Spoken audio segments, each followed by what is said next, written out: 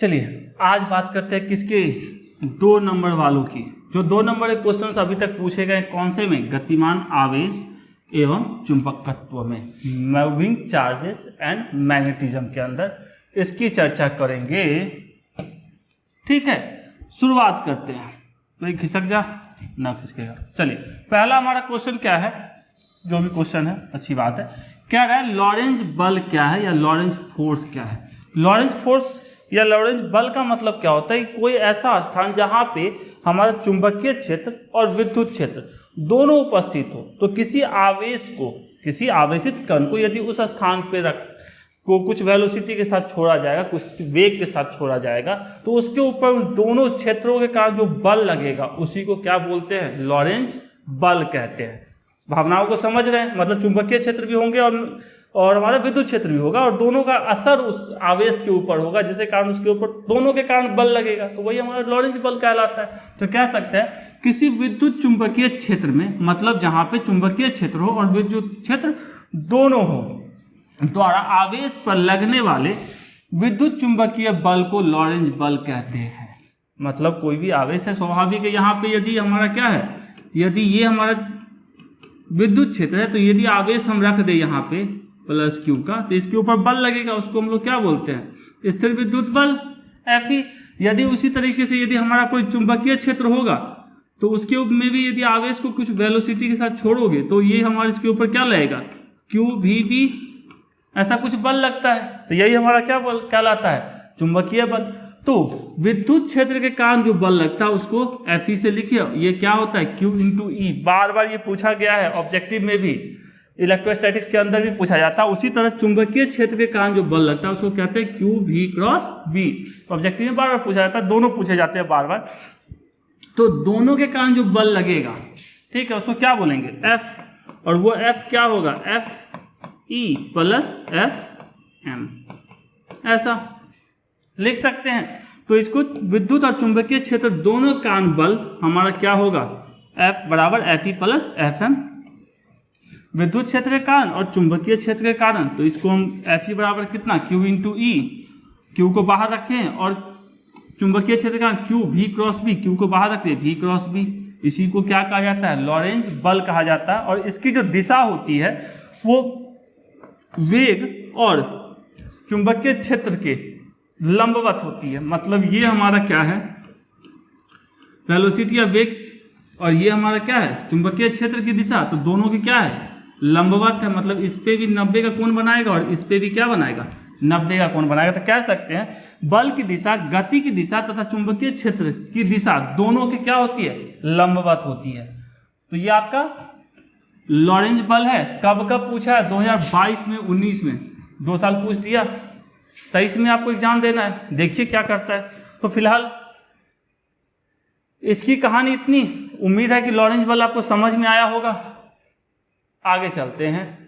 दूसरा हमारा क्या है, पायो-सावर्ट नियम को लिखे, पायो-सावर्ट लॉ को लिखना है। तो इस लॉ में क्या कहा गया है कि पायो-सावर्ट के ने अल्पांश dl, एक छोटा सा dl माने, अल्पांश छोटा सा लेंथ dl, क्या माने इसको हमने, dl के कारण उत्पन्न चुंबकीय क्षेत्र dB का मान ज्ञात करने के लिए बताया। अब इसके कारण किसी बिंदु पे, मान लो ये हमारा बिंदु है P, इस बिंदु पे क्या होगा, चुंबकीय क्षेत्र आएगा। क्योंकि इसमें क्या प्रवाहित हो रही है, धारा I प्रवाहित हो रही है। तो इसकी किसी भी यदि चालक से धारा प्रवाहित होती है, विद्युत धारा, तो अपने आसपास क्या बनाता है, चुंबकीय क्षेत्र बनाता है। तो उसी को बताने के लिए उन्होंने एक नियम बताया। इसके हिसाब से dB, जो छोटा सा चुंबकीय क्षेत्र है, उसका मान क्या कहलाएगा, का मान चालक में प्रवाहित विद्युत धारा के समानुपाती होता है।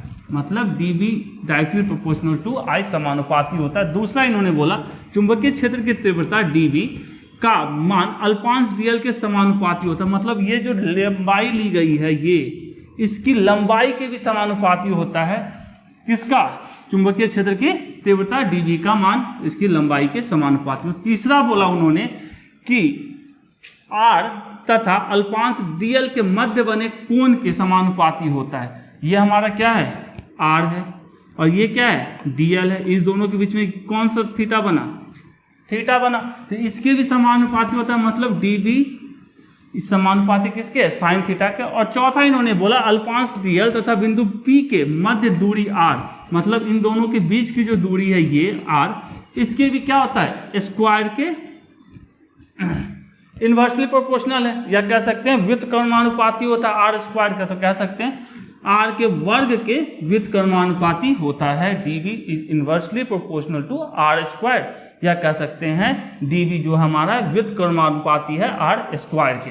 अब सबको एक साथ चिपका देंगे तो क्या कह सकते हैं, dv is directly proportional i dl sin theta divided by r square. सबको एक साथ चिपका दिए, dv i dl sin theta by r square. वहां से अब यहाँ पे क्या है, प्रोपोर्शनल साइन, इसको हटाएंगे तो कुछ एक नियतांक लगाना पड़ेगा, कांस्टेंट लगाएंगे, तो हमने लगाया mu naught by 4 pi I dl sin theta by r square. यदि अब 2022 का क्वेश्चन पूछा हुआ ये वाला, सदिश रूप क्या होगा dv का, सेम यही फॉर्मूला पूछा गया है, तो सदिश रूप क्या होगा dv। अब चूंकि यहाँ पे ये तो सदिश है, विद्युत धारा अदिश होती है, और r भी हमारा क्या है, एक दिशा है इसके पास, तो ये भी एक सदिश है, तो इसको इसकी टर्म में लिखते हैं, तो लिखते हैं mu naught by 4 pi I dl cross r divided by r cube. अब ये कैसे होता है, ये आपको ऑब्जेक्टिव वाले में हमने बताया है कि इसको इतना कैसे लिखते हैं। तो ये आपके क्या है, बायो सावर्ट्स के नियम है, जो आपको उम्मीद तक समझ में आया होगा। चलिए आगे चलते हैं। तीसरा हमारा क्या है, फ्लेमिंग के बाएं हाथ का नियम लिखें। ये हमारा बायां हाथ है, मान लीजिए फ्लेमिंग का ही हाथ है, मानने में क्या जाता है, तो इस हाथ का जो हमारा मध्यमा होता है, मतलब ये वाला जो फिंगर है, ये इसका जो ये वाला फिंगर है, ये हमको किस चीज को बताता है, धारा की दिशा को बताता है, आई की दिशा को बताता है, ठीक है। उसके बाद हमारा तर्जनी जो है, ये जो हमारा तर्जनी, ये चुंबकीय क्षेत्र की दिशा को बताता है। और तीसरा अंगूठा जो हमको किस चीज को बताएगा, बल की दिशा को। ये हमको किसकी दिशा को बताएगा, बल की दिशा। कब बताएगा, जब इन तीनों उंगलियों को एक दूसरे के लंबवत रखा जाए। ऐसे रख सकते हैं ना, ये इसके लंबवत है और ये इसके लंबवत है और ये इसके भी लंबवत है, मतलब तीनों एक दूसरे क्या है, लंबवत है। तो ये हमको बताएगा, जो मिडिल फिंगर है, जिसको हम लोग क्या बोलते हैं, मध्यमा बोलते हैं, वो हमको बताएगा धारा की दिशा को, और ये हमको क्या बताएगा, चुंबकीय क्षेत्र की दिशा को। तो ये अंगूठा हमको क्या बताएगा, बल की दिशा को। तो कह सकते हैं फ्लेमिंग के बाएं हाथ के नियम अनुसार, इस नियम के अनुसार यदि हम अपने बाएं हाथ के अंगूठा, तर्जनी और मध्यमा को इस प्रकार समायोजित करें कि वह अपने एक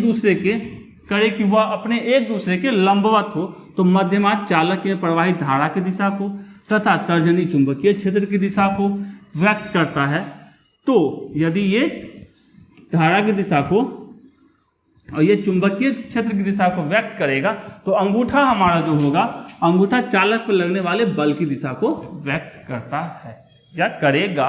तो यदि ये तीनों याद है तो आप इस पूरी कहानी को भी लिख सकते हो, भावनाएं तो वही है, और अंगूठा हाथ पैर बना दोगे तो और अच्छा है।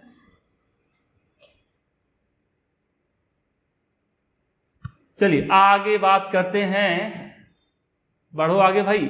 क्या कह रहा है, उद्दग्ध या लंबवत ऊपर की ओर चुंबकीय क्षेत्र बी में एक धन आवेशित कण को क्षैतिज पूर्व की ओर फेंका जाए। हमारा चुंबकीय क्षेत्र की दिशा कैसे बोल दिया, बी की दिशा ऐसे, और कह रहा है एक धन आवेशित कण को क्षैतिज पूर्व की ओर फेंका जाए। मतलब पूर्व किस तरफ होता है, ये हमारा पूर्व है, ईस्ट है, तो पूर्व की तरफ यदि फेंका जाए, मतलब इसका वेग किस तरफ होगा, गति की दिशा किस तरफ होगी, इस तरफ होगी। तो कह रहा है फेंकने पर उसे लगने वाले बल की दिशा क्या होगी। अभी हम जस्ट जानते हैं चुंबकीय बल का फॉर्मूला क्या होता है, क्यू भी क्रॉस बी। ये क्या है, क्रॉस प्रोडक्ट है।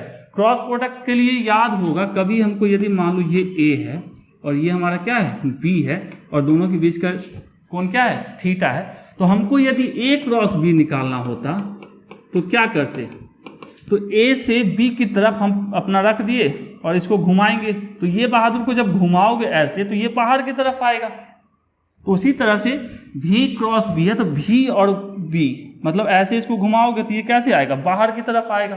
तो हम कह सकते हैं, और दूसरा तरीका क्या होता है, पहले वाले वेक्टर से दूसरे वाले वेक्टर की तरफ अपने दाहिने हाथ की उंगलियों को मोड़ेंगे, तो अंगूठा जो बताएगा वही हमारा उसकी क्या होगी, दिशा होगी।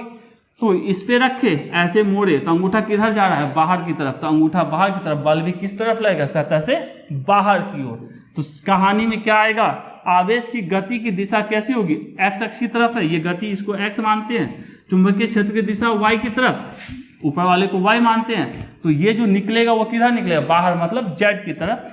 तो कह सकते हैं तो बल की दिशा सतह के बाहर की ओर मतलब जेड अक्ष की ओर होगा। उम्मीद है समझ में आएगा। थोड़ा बहुत वेक्टर पढ़े होंगे 11th में तो अच्छे से समझ में आएगा। राइट हैंड थंब रूल समझिए या राइट हैंड स्क्रू रूल समझ लीजिए, तो इतना आप लिख डालोगे, आपकी कहानी हो गई। थोड़ा सा फिगर वगैरह बना डालोगे, कहानी खत्म। ऐसा थोड़ा सा बना दो जेड की तरफ, और इस तरफ हमारा क्या लगेगा, बल लगेगा, ये बाहर की तरफ होगा।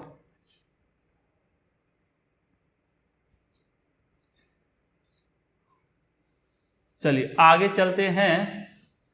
क्या कह रहा है, किसी क्षेत्र से गुजरता हुआ एक इलेक्ट्रॉन विक्षेपित नहीं होता, मतलब किसी चुंबकीय क्षेत्र से गुजर रहा कोई इलेक्ट्रॉन है वो विक्षेपित नहीं होता, मतलब दाएं बाएं नहीं जा रहा, मतलब चुपचाप सीधे जा रहा है।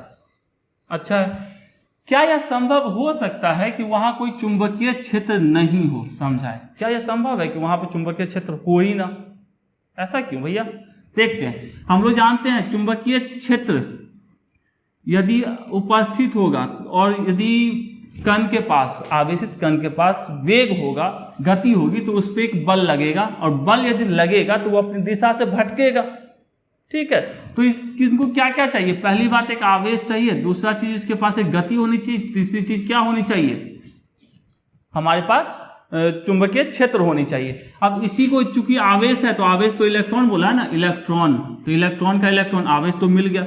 दूसरा क्या कह रहा है भैया, गुजरता हुआ, मतलब इसके पास ये भी है, और एक क्षेत्र बोल रहा है तो क्षेत्र भी है, तो बी भी है। अब इसको यदि हम तोड़ेंगे तो कैसे लिखेंगे, वी क्रॉस बी को क्रॉस प्रोडक्ट तो कैसे लिखते हैं, वी बी साइन थीटा, तो इसको लिखते हैं minus e v B sine theta. अब इसके पास बी भी है, वी भी है, ई भी है, लेकिन थीटा के बारे में अभी कुछ नहीं कह रहे हैं। थीटा ये बहादुर जीरो कब हो सकता है, साइन थीटा जीरो कब होता है, जब 0 डिग्री पे होगा, कोई भी 0 डिग्री पे हमारा क्या होता है, साइन 0 डिग्री बराबर 0, और उसी तरह साइन 180 डिग्री पे भी हमारा क्या होता है, ये 0 होता है। यदि चुंबकीय क्षेत्र की दिशा ये, ठीक है, गति भी इसी दिशा में कर रहा होगा, तो दोनों के बीच का कोण कितना, 0 का, तो कह सकते हैं यहाँ पे हमारा क्या हो जाएगा, FM 0। यदि चुंबकीय क्षेत्र की दिशा ये और गति उसकी विपरीत दिशा में कर रहा होगा, ये हमारे B की दिशा, ये हमारी V की दिशा, तो यहाँ पे एंगल कितने का, 180 का, विपरीत दिशा में जाएगा तो वहाँ पे भी हमारा क्या आएगा, 0। तो कह सकते हैं 0 और 180 पे हमको क्या मिलेगा, साइन 0 लिखो या 180 रखो, वहाँ पे हमको बल कितना मिलेगा, 0 मिलेगा। तो कह सकते हैं तो एक क्षेत्र के माध्यम से गुजरने वाला इलेक्ट्रॉन अपरिवर्तित रहता है जब यह क्षेत्र के समानांतर या विपरीत चलेगा, समानांतर चल रहा है या इसके विपरीत चल रहा है। तो हम यह नहीं कह सकते कि कोई चुंबकीय क्षेत्र नहीं होगा। यहाँ तो चुंबकीय क्षेत्र भी है, वी भी है, ई भी है, लेकिन चूंकि कहानी क्यों पलट गई, भावनाएं क्यों पलट गई, क्योंकि यहाँ थीटा की वैल्यू जो है या तो 0 है, यहाँ पे 0 है, या यहाँ पे 180 है। तो 180 और 0 केस में आपका क्षेत्र रहेगा तो भी वहाँ पे क्या होगा, हमारा बल नहीं लगेगा और वो विक्षेपित अपनी दिशा से भटकेगा नहीं। तो यहाँ हम कह सकते हैं, इतनी कहानी आप लिख डालोगे और ये सारांश हो गया, आपके full of out of full मिलेंगे। 2018 आपका क्लियर है।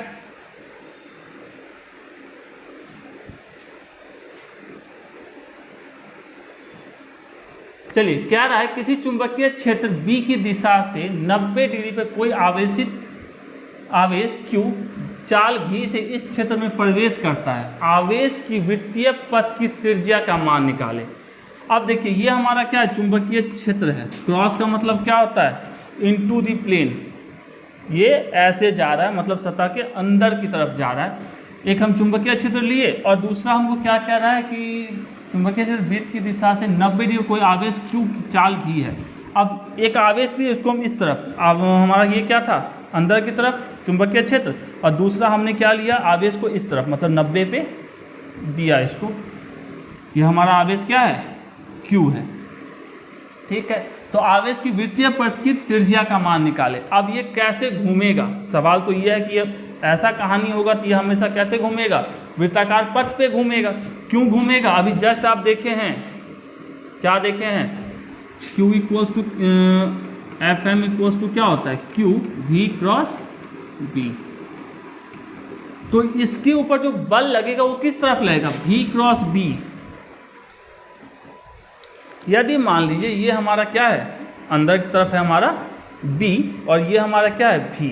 अब इसको V क्रॉस B करेंगे तो क्या होगा, ये हमारा V है, V क्रॉस B, तो अंगूठा किधर, ऊपर, ऐसे ही जाएगा ना, तो अंगूठा ऊपर, इसके ऊपर बल किस तरफ लगा, इस तरफ।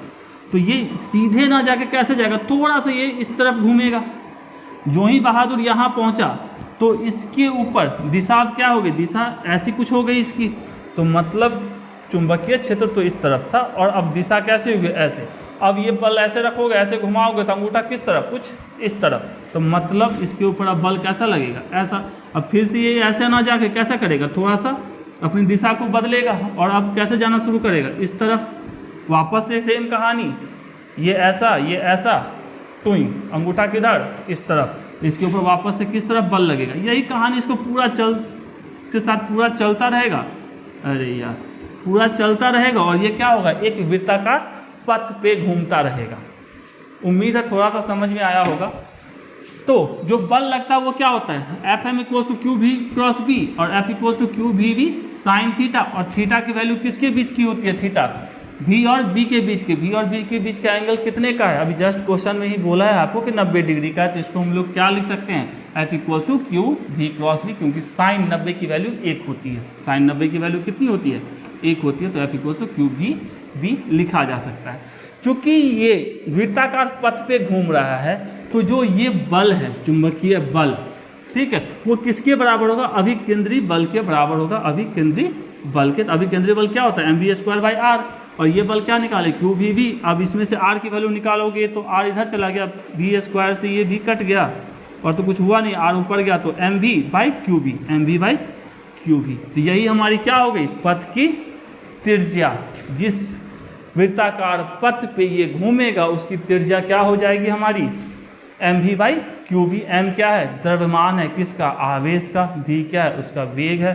q क्या है, उसका आवेश है। और b क्या है, जिस चुंबकीय क्षेत्र में रखा गया है। भावनाएं तो यही है। उम्मीद है थोड़ा बहुत समझ में आया होगा।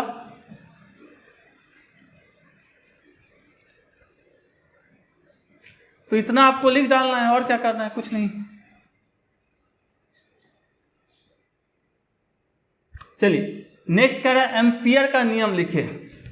एम्पियर का परिपथ नियम कहिए या एम्पियर का नियम कहिए। तो ये क्या कहते हैं कि एम्पियर के परिपथ नियम के अनुसार किसी बंद परिपथ के चारों ओर चुंबकीय क्षेत्र, किसी बंद परिपथ के चारों ओर चुंबकीय क्षेत्र B का रेखीय समाकलन, किसका, B.dl का रेखीय समाकलन परिपथ द्वारा घिरी कुल धारा I का म्यू नॉट टाइम्स गुना क्या होता है, म्यू नॉट गुना होता है। मतलब क्या है इसका, कि इसका हम क्लोज इंटीग्रेशन लिए, किसका, B.dl का, वो म्यू नॉट गुना होगा किसके, जो भी धारा इसके अंदर से बह रही होगी। इस पर जो हमारा दिख रहा है लूप, ठीक है, इसके अंदर से जो धारा बह रही है, अंदर में कौन सी धारा चल रही है, ये I1 चल रहा है, I2 चल रहा है, I3 चल रहा है। तो I1 कैसे जा रहा है, बाहर की तरफ। डॉट का मतलब क्या होता है, बाहर की तरफ आना, और क्रॉस का मतलब क्या होता है, अंदर की तरफ जाना। तो I3 हमारा बाहर आ रहा है, I1 बाहर आ रहा है और I2 अंदर जा रहा है। तो यदि बाहर आने वाले को धनात्मक मानेंगे तो अंदर जाने वाले को क्या मानेंगे, ऋणात्मक मानेंगे। तो कह सकते हैं जो बाहर आ रहा है उसको धनात्मक और ये हमारा ऋणात्मक। तो ये समेशन का साइन है, समेशन I, मतलब इसका क्या होता है, ये हो गया। अब इसको एक साथ लिखते, कुछ घटा जोड़ घटा करके कुछ तो आता, तो इसको हमने I मान लिया, म्यू नॉट इंटू I। यदि ये तो हो गया किसी सिंपल सा स्पेस में जहां पे कोई माध्यम नहीं है, निर्वात की बात करें। यदि कोई माध्यम होता तो उसको हम कुछ इस तरीके से लिखते, mu naught mu r into I करके। ये नहीं भी लिखोगे फिर भी चलेगा, लेकिन इतना आपको लिखना है पहला वाला इक्वेशन, और ये छोटा सा डायग्राम आप बना दोगे तो आपको मिल जाएंगे मार्क्स।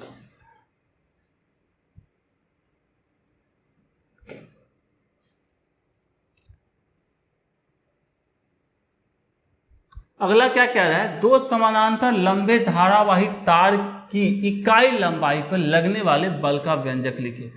दो तार दिख रहा है, एक में धारा ऐसे चल रही है, चलिए इसमें हमने मान लिया I1 धारा जा रही है, इसमें हमारी I2 धारा जा रही है। तो इसके ऊपर इसके कारण और इसके ऊपर इसके चुंबकीय क्षेत्र के कारण क्या लगेगा, बल लगेगा। मतलब इसके ऊपर, चलिए पहले I1 की बात करें तो I1 के ऊपर इसके कारण चुंबकीय क्षेत्र कैसा बनेगा, तार को पकड़े, ये बाहर की तरफ इस साइड से आ रहा है, तो मतलब इधर सारे के सारे क्या बनेंगे, डॉट।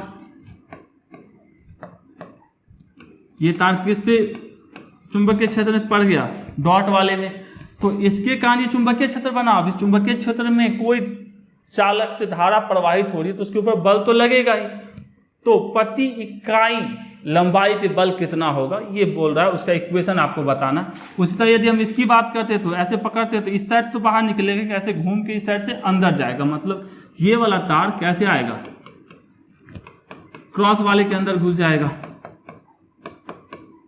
तो इसके ऊपर भी बल लगेगा। वो आगे हम देखेंगे बल की दिशा क्या होगी। और बल की दिशा आपको ऐसे भी दिखा, अभी जस्ट देखे थे, क्या था हमारा फ्लेमिंग का लेफ्ट हैंड रूल, फ्लेमिंग का बाएं हाथ का नियम, उसमें हमने क्या बोला था, ये हमारा किस चीज को बताए, विद्युत धारा की दिशा, ये हमारा चुंबकीय क्षेत्र की दिशा, तो अंगूठा क्या बताएगा, बल की दिशा। चुंबकीय क्षेत्र की दिशा किस तरफ है, बाहर की तरफ, मतलब ऐसा। धारा की दिशा किस तरफ है, ऊपर की तरफ, मतलब ऐसा, तो अंगूठा किस तरफ है, इस तरफ, तो इसके ऊपर बल कैसा लगेगा, इस तरफ। सेम कहानी इसकी बात करें तो चुंबकीय क्षेत्र की दिशा इसमें क्या, अंदर की तरफ, चुंबकीय क्षेत्र की दिशा अंदर की तरफ ऐसा, और धारा की दिशा कैसा है, ऐसा, तो अंगूठा किस तरफ, ऐसा है ना। चुंबकीय क्षेत्र की दिशा ये हमारी धारा की दिशा, तो अंगूठा किस तरफ, इस तरफ, तो ये हमारा इस तरफ बल लगाएगा, दोनों बल बराबर होंगे प्रति इकाई पे। तो कह सकते हैं कि मान लिया कि माना कि AB और CD दो समानांतर तार है जिसमें धारा क्या चल रही है, I1 और I2 धारा प्रवाहित होती है, तथा उनके बीच की दूरी क्या है, यहां से यहां तक की दूरी R कथावाचक मान लिए।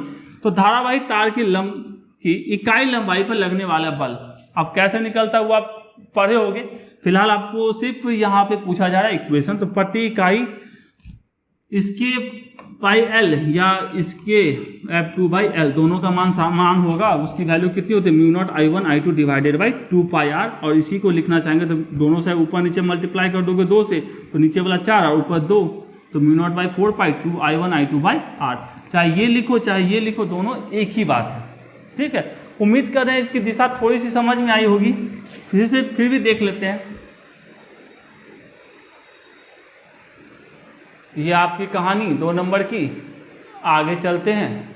अब नोट में है, मतलब आप लिखो ना लिखो फिर भी थोड़ा सा समझ लेते हैं। अभी जस्ट पीछे बताए थे जब धारा एक ही दिशा में चल रही थी दोनों में, अभी जस्ट पीछे क्या देखे थे, इसमें भी धारा इसी दिशा में, इसमें भी धारा इसी दिशा में, और यहाँ पे हमने क्या डायग्राम बनाया था, डॉट बनाया था और इसके साथ क्रॉस बनाया था। ये समझाया था कि ऐसे पकड़ो तो इस साइड से बाहर निकलेगा तो इधर से घूम के आएगा इस तरफ, तो इस साइड पूरा क्रॉस बनेगा, इस साइड पूरा डॉट बनेगा, तो ये वाला बहादुर जो है I2 वाला वो क्रॉस में पकड़ा जाएगा, और ये जब इसको पकड़ोगे तो इस साइड से बाहर निकलेगा तो ये पूरा का पूरा डॉट में आ जाएगा, ठीक।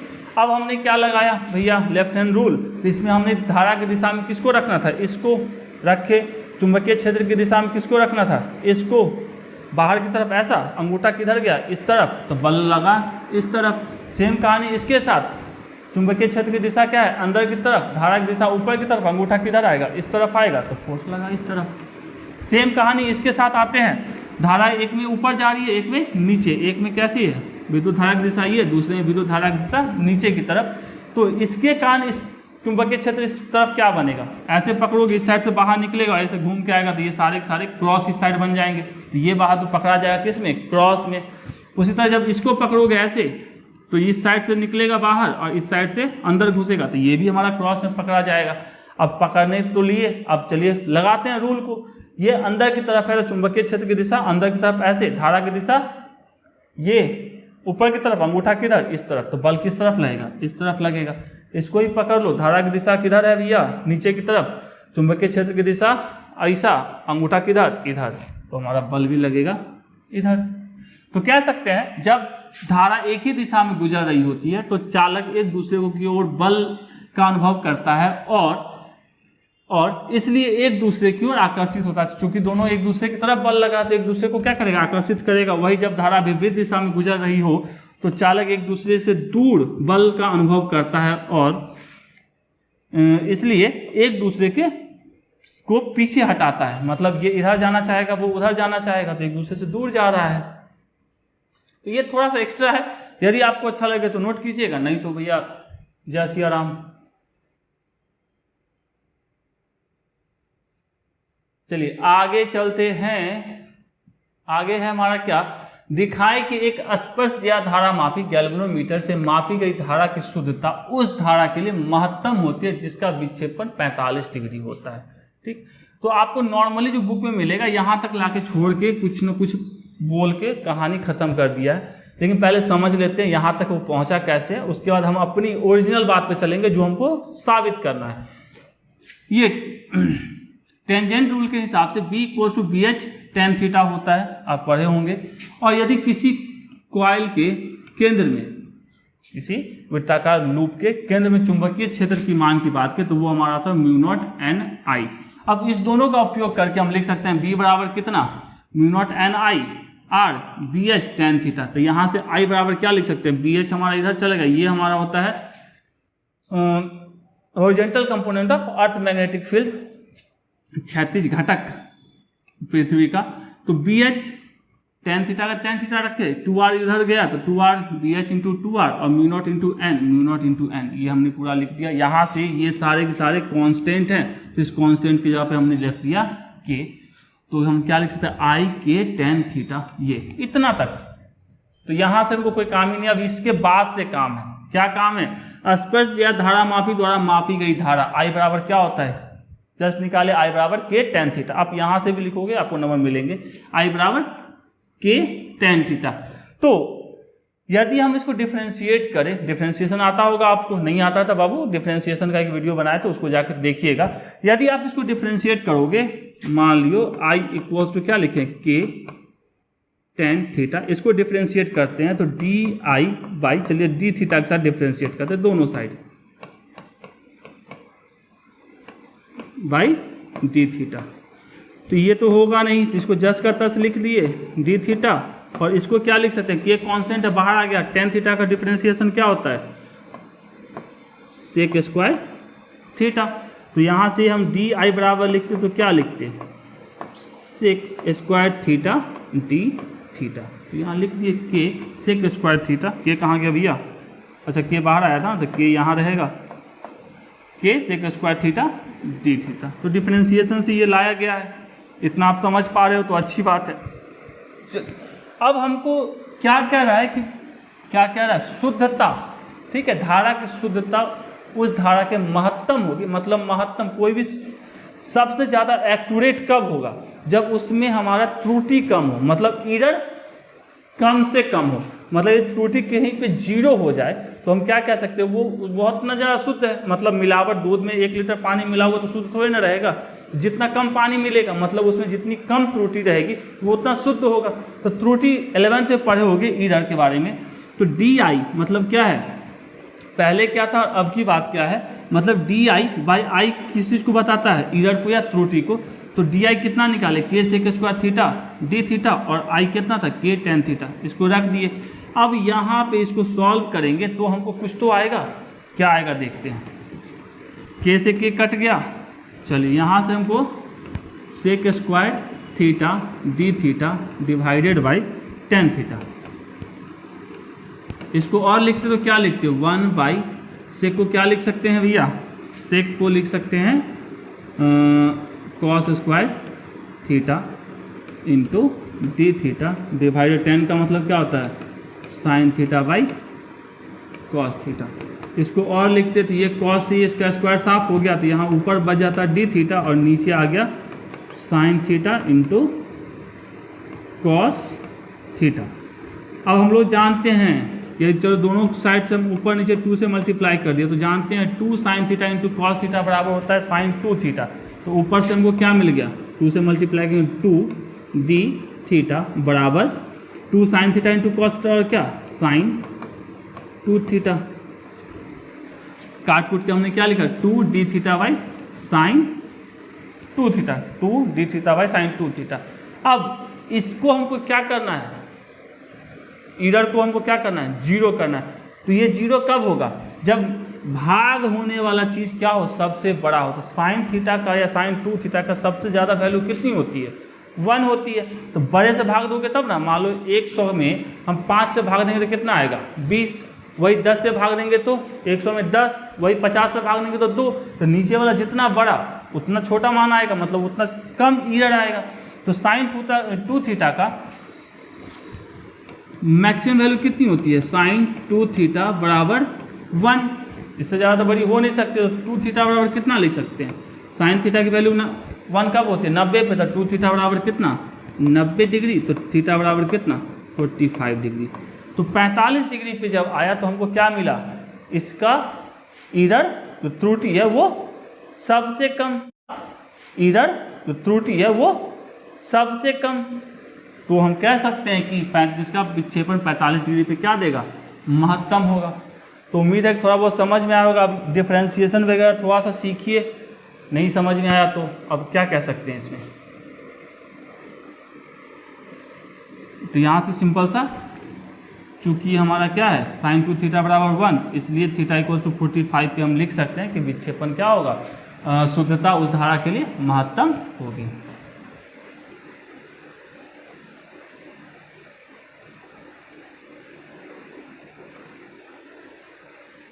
चलिए आगे चलते हैं। क्या कह रहा है? चल कुंडली गैल्वेनोमीटर। चल कुंडली, अच्छा, में रेखीय चुंबकीय क्षेत्र का क्या महत्व है? छोटा सा चीज है, क्या महत्व है? रेखीय चुंबकीय क्षेत्र के कारण गैल्वेनोमीटर की कुंडली पर क्या होता है?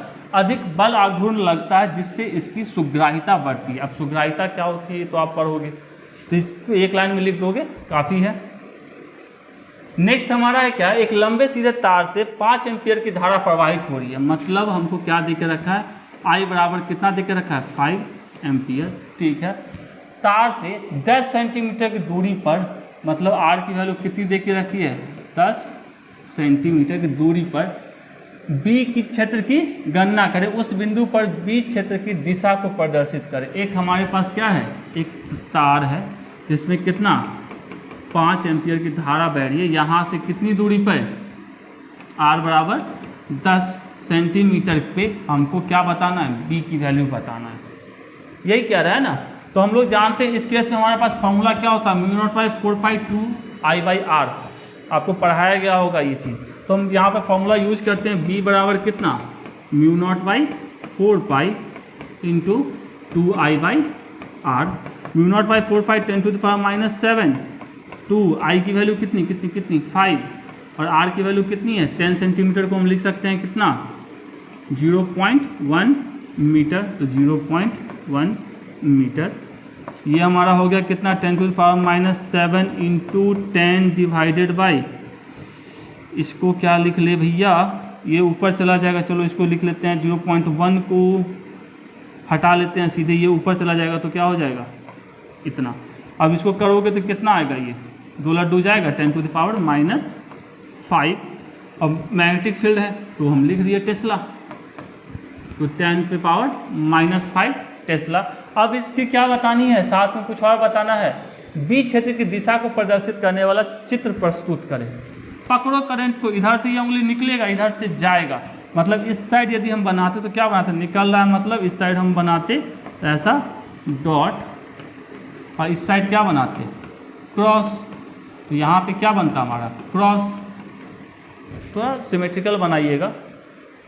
ओके, तो ये हमारा कितना आ गया? 10 × 10⁻⁵ टेस्ला हमारा आंसर आ गया। चलिए अब हमारा है बायो सावर्ट्स के नियम के प्रयोग द्वारा किसी r त्रिज्या वाले एवं I धारा वाहन करने वाली अर्धगोलीय पास के केंद्र पर चुंबकीय क्षेत्र के लिए व्यंजक निकाले। ये आधा गोला दिख रहा है, इसके केंद्र पर मतलब यहाँ O पे हमको चुंबकीय क्षेत्र बताना है। तो हम लोग जानते हैं, चलिए कुछ माना कि लिया कि r त्रिज्या की एक अर्धगोलाकार वृत्तीय कुंडली से आयत विद्युत धारा प्रवाहित हो रही है, मान लो, ठीक है। चालक से एक अल्पांश dl लिए, एक छोटा सा अल्पांश इसको लिए, क्या चीज़ इसका नाम रख दिए? dl ले लिए, ठीक है। के कारण अर्धगोलीय पास के केंद्र पर चुंबकीय क्षेत्र का मान। अब इस dl के कारण अभी पढ़े हैं बायोट-सावर्ट्स लॉ के हिसाब से कि इसके कारण यहाँ पे चुंबकीय क्षेत्र का मान, चूंकि ये डिस्टेंस कितना है? r है, तो ये क्या होगा? dB = μ0/4π I dl sin θ/r²। कहाँ से? बायोट-सावर्ट्स के नियम के अनुसार। अब चूंकि ये लंबाई dl है और ये r है, तो ये दोनों के बीच का हमेशा कोण कितना होगा? 90 का होगा। तो कह सकते हैं अर्धवृत्त का प्रत्येक अल्पांश त्रिज्या r के साथ 90 का कोण बनाता है, हमेशा बनाएगा। यहाँ भी जाओगे ये छोटा सा ये लेते तो ये भी 90 का कहीं कोण बनाता, तो यहाँ से साइन 90 कितना 1, तो यहाँ से सीधे μ0/4π I dl by r square इतना लिख लेते। अब ये चूंकि हम dl मतलब अल्पांश के कारण किए तो हमको तो पूरा चाहिए, यहाँ से लेके यहाँ तक का चाहिए। तो अब हमको कंप्लीट चाहिए, तो क्या कहते हैं, इसको समाकलित करने पे इंटीग्रेशन करेंगे तो b इक्वल्स टू क्या लिख सकते हैं, इंटीग्रेशन ऑफ dv पूरा का पूरा। अब चूंकि μ0/4π कांस्टेंट होता है वो बाहर आ जाएगा, i भी इसमें बदलने की चीज़ नहीं है, नहीं बदलेगी, ना ही इसकी त्रिज्या बदलने वाली है, तो ये सारे बाहर और अंदर क्या बचेगा, सिर्फ dl। अब dl कितना है, यहाँ से यहाँ तक की लंबाई कितनी है, पूरा जब रहता तो ये क्या होता 2πr, तो आधा कितना होगा πr, तो आधा हमारा πr। अब सबको गुना भाग कर देंगे, ये पाई से पाई कट गया, r से r स्क्वायर कट गया, तो यहाँ से बच गया μ0I/4r। तो छोटा सा चीज़ है, उम्मीद था आपको थोड़ा सा समझ में आया होगा। तो आगे चलते हैं, इसको पहले मिटा देते हैं, यहाँ पे लिख लेते हैं इसको, थोड़ा सा फिगर जब बनाइएगा, ये हमारा dl है, यहाँ से यहाँ तक की दूरी r है और ये 90 का कोण बना रहा है। फीलिंग नहीं आया, थोड़ा सा कलरफुल बनाते हैं। लीजिए ये हम लंबाई कितना मान लिए dl, यहाँ से यहाँ तक की दूरी r और ये हमारा 90 का कोण बनाएगा। चलिए खत्म। तो ये आपके कितने नंबर के थे, 2 नंबर क्वेश्चंस थे। अब जल्दी कितने आएंगे, 5 नंबर वाले आएंगे। यदि अच्छा लगा, समझ में आया, थोड़ा भी आपका यदि हेल्प हो पा रहा है तो प्लीज़ अपने दोस्तों के साथ शेयर कीजिए, लाइक का बटन दबाइए, जिससे अच्छा लगता है, मोटिवेशन मिलता है। और जितना आप ज़्यादा लाइक्स देते हैं या कमेंट करके बताते हैं कि और क्या सुधारना है, तो उतना हमें भी मोटिवेशन मिलेगा और हम और तेज़ी में काम करेंगे। एग्ज़ाम भी पास है ना, थोड़ा सा भावनाओं को समझिए, लाइक ठोकिए।